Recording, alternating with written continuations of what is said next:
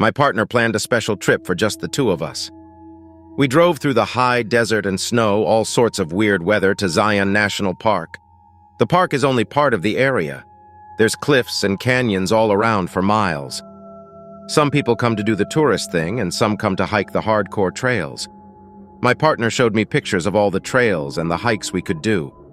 I told her whichever trail she wanted to hike was fine with me. So of course she picked the most intense hike there was. The trail app said it was about 9 hours in total. 9 hours of hiking seemed insane to me, but what do I know? We got up early before the sunrise, packed some snacks and water, and headed out. To get to the trail, we had to drive about an hour and a half into the desert and then turn up into the canyons. The cliffs were all these strange alien colors. We parked in some cactus field. That is really the only way I can describe it. I didn't even see the trail marker. My partner had to point it out to me. She led and I followed. The trail was mostly flat and easy, so I thought the hike would just be a really long walk. I couldn't have been more wrong. After walking for 30 minutes or so, I started sweating. The sun was up now. It was getting hotter every minute. I had to stop for some water, and my partner said, "We're not even on the trail yet." I kept my mouth shut.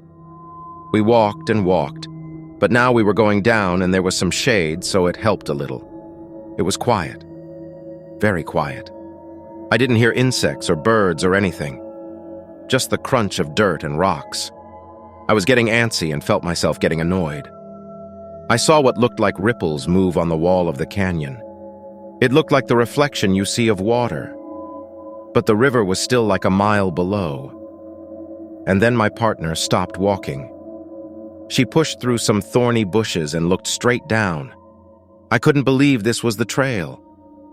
I asked if there were any snakes or bobcats or anything. I felt like a chicken, but I was trying to turn back. She just started climbing down. I looked at the canyon walls. I wasn't sure if I was seeing things. Heat exposure or whatever they call it. I stood there and watched her go down the steep ass trail. She knew what she was doing. I was looking and focusing on the path she was taking so I could copy her. And then I heard a strange vibrating sound coming from the sky. It felt like it was in the sky. You know those frequencies that you feel as much as you hear? It was like that. I felt the hairs on my neck stand up, and then suddenly the sound whizzed off and over the canyon above me. The eerie silence returned. My partner waved at me. She had made a lot of progress down the trail while I listened to that sound. "Are you coming or what?" she yelled up at me. I started down toward her. It was steep. All the rocks were loose and anything I grabbed was sharp.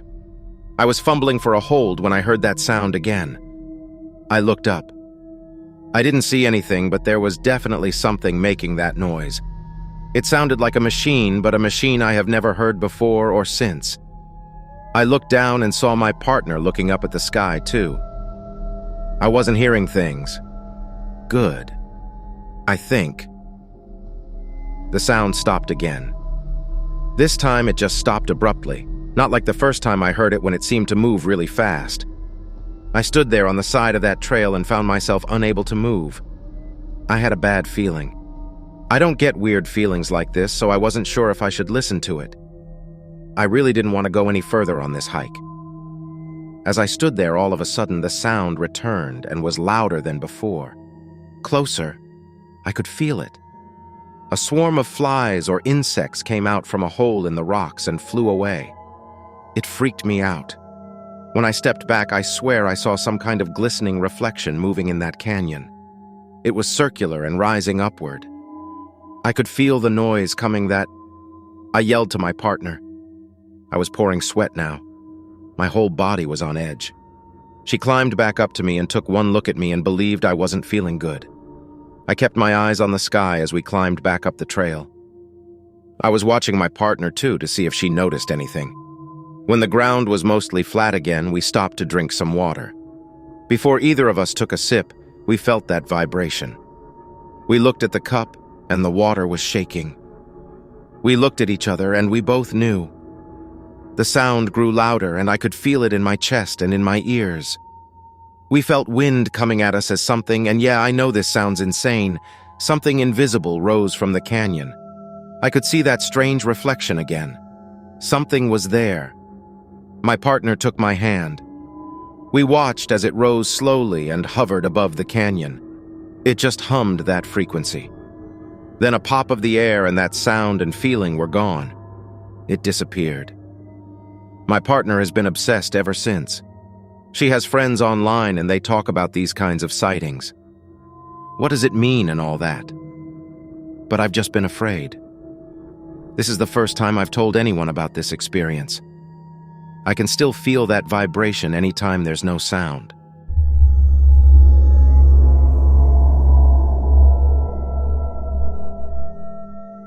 I wish I had answers for the things that had happened to us on our farm, but I don't. No one does. Some things just stay a mystery. And maybe that's the scariest part. The not knowing. We had been living on the farm for generations. It was a family farm. But for whatever reason, unless my parents and grandparents didn't talk about it, the activity started up when I was already in my 30s. When you're raised on a farm, you have your own alarm clock built into your body, it seems. We'd get up as early as 4, but no later than 6. We'd be so tired from work the previous day that we'd fall asleep before nightfall. I really liked farm life. My siblings didn't. So I inherited our old farmhouse. In a way, I never really left it because I was the youngest of us all.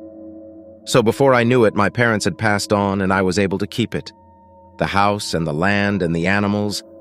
At the time, I wasn't married or anything. So I had a few of my friends live on the farm with me. They grew up in our small area and I had gone to school with them. They weren't married either. So what better things did we have to do? We didn't have any restrictions or obligations to anyone.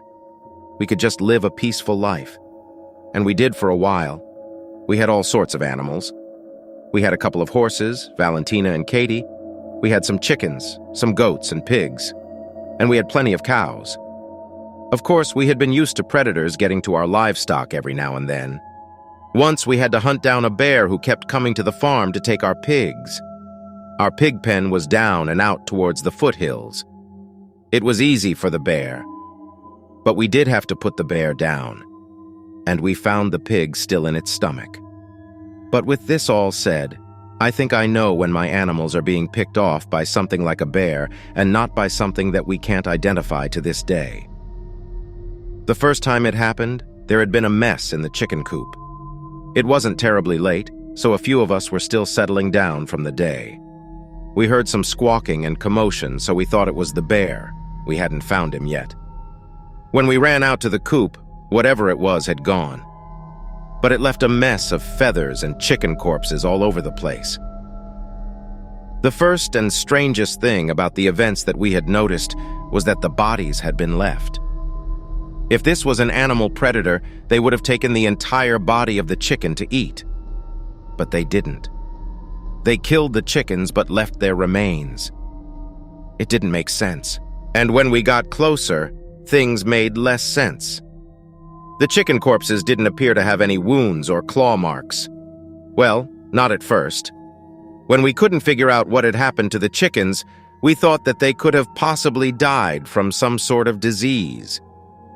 That wouldn't have explained the commotion or the loose feathers everywhere, but it seemed more reasonable than a bear talking the chickens out of the coop, killing them by an unknown means, and leaving their bodies. So I called my animal doctor friend who helps me when my animals are sick. They said that they'd be down the following afternoon. When they came to inspect the chickens, they were in shock too. They said that all the blood had been drained and that there were 2 small puncture wounds that were hidden under the feathers. The chickens weren't sick, but something strange had happened to them. The doctor couldn't help us figure it out, though. So, for a few nights, we took turns keeping an eye on the chicken coop. Nothing happened during this time, so we figured whatever had caused the death of the several chickens must have moved on. We got back to our daily lives. Several months had passed. We were starting to get back into the warmer weather when one of our cows collapsed at midday. We weren't sure if it was dehydration, an illness, or something else. And at the time, I hadn't even thought about the incident with the chickens. But my doctor friend came out again and realized that the cow had a very low blood count. And that's when more puncture wounds were found. This time, on the cow. Eventually, it moved on to the other animals. We couldn't seem to stop it. And some of our animals eventually started losing square sections of their skin. I'm not sure if this was done by the same culprit, but it was really taking a toll on all of us at the farm. At this point, we knew something was picking off our livestock, but we didn't know what or how to prevent it. We'd stay up late watching for any sign of what might be doing it. We once thought we spotted something, but it turned out it was nothing more than a mangy coyote looking for rabbits. Whatever it was, it seemed like it was very intelligent. It was as if it knew when we were watching because we never did see the culprit. Many more of our animals did die, but eventually the killing stopped. Like is said, my parents and grandparents never experienced anything like this. And if they did, they certainly didn't talk about it. I'm not sure if the creature is an animal or person or something else. I'm not sure if it hunts areas in cycles or if it gets tired of certain areas and leaves. Who knows? Maybe the one terrorizing our farm died. But whatever it was, it hasn't returned.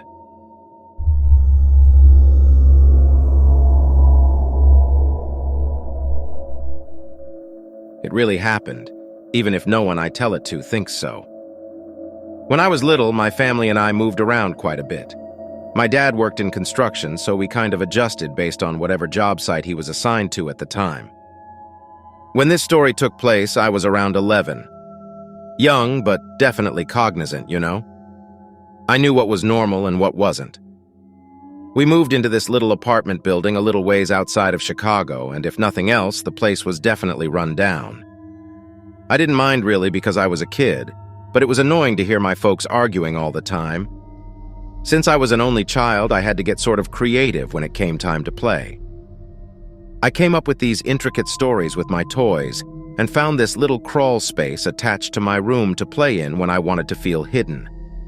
So about that crawl space, as I said, I kept a lot of my stuff in there, so I usually left the door open. It would get stuck sometimes, and Lord knows I didn't want to accidentally trap myself in a tight space. After we lived there for a few weeks, I began to vaguely notice things in my room would be out of place. My toys would be in totally different spots. My bed would be unmade even if I was sure I made it.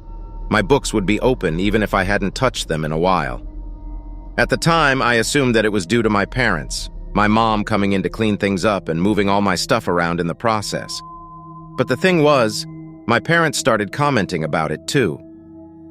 There was this one day, for instance, when my dad had to stay at work a little later than usual and I was home alone for a few hours after school. This happened every once in a while and wasn't really out of the ordinary. Like normal, I hung out in my room playing with my stuff. Next thing I knew, my dad comes home screaming at me to come downstairs. Turns out, I kid you not, our dishwasher was open and there were plates, cups, utensils everywhere. At least half the load was thrown all around the room, all scattered. My dad, he thought I did it. In fact, he was sure, and he was angry. Obviously, though, I wouldn't have done that. He had to spend nearly the entire rest of the night picking up pieces of broken glass from the floor. I felt awful. Anyway, a few days after this happened, stuff gets even weirder somehow. My mom wakes up with these massive bruises on her arms, like some serious, scary movie activity. My dad is freaking out because not only is she all bruised up, but more and more random objects around the house start going missing, including his work laptop. So then, this one day, my dad kind of has a freak out. I remember sitting in my room and just minding my own business when all of a sudden my dad swung open the door and just barged in. He didn't say anything to me, or yell really, but he was tearing my room apart. Eventually, after the fact, I hurtfully realized that it was because he seriously thought I had stolen the stuff and hid it somewhere in my room. He keeps throwing stuff around, looking, and then the crawl space kind of catches his eye. That is when the freakiest thing happened. As soon as my dad starts to walk up towards the crawl space to check out what's inside, the door slams open. Let me be clear, there is no draft in my room. I had some tiny windows that I always kept shut because there weren't screens and bugs freak me out. So in no way was there any kind of natural rhyme or reason for why my door randomly snapped closed the way it did. This didn't just scare the heck out of me either. My dad screamed like a little girl. So we both just kind of sit there in silence for a second, absorbing the situation. Then my dad decides enough is enough. He walks over to the crawl space door and starts tugging at it anyway. Watching this all happen from my bed, it was interesting. Like I had a bird's eye view of what was happening. That's how I saw what was about to happen next without even trying. I watch him tugging at the door, yeah. But then my bookshelf that's faced towards he and the crawl space starts going crazy, like there's an earthquake or something. A book flies off, just one, and that's enough to make me scream bloody murder. My dad, luckily quick, noticed me yelling and noticed the bookshelf in enough time to jump the hell out of the way. Good thing he did too, since directly afterwards all of the contents of the shelf began to fall with the large wooden structure. So my dad reassessed the situation. Obviously I didn't do that, and obviously that wasn't natural, and he later apologized profusely about the whole thing without ever being specific as to what he meant. "I'm sorry I was acting strange, and I didn't mean to blame you for what was going on," type stuff. He never directly used the word ghost, but they say kids sense these things. I was a kid, and I definitely sensed something or other. We ended up moving out of that place about a month after the bookshelf incident. For that last month, things kept being strange, but nothing happened. Since then, I haven't felt or seen anything like it.